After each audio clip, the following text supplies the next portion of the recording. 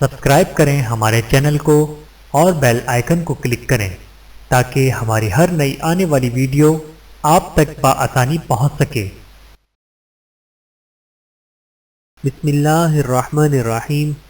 ایک دکان پر وقفہ برائے نماز کے بجائے یہ خوبصورت تحریر لکھی ہوئی تھی: ہم نماز کے لیے جا چکے ہیں، آپ بھی آ جائیے۔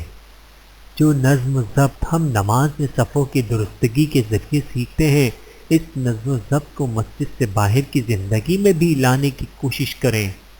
دن میں رزق تلاش کرو اور رات میں اسے تلاش کرو جو رزق دیتا ہے۔ دو انمول نصیحتیں۔ نمبر 1، نماز مت چھوڑنا کہ زندگی کی ساری بھلائیاں و برکتیں اسی میں ہیں۔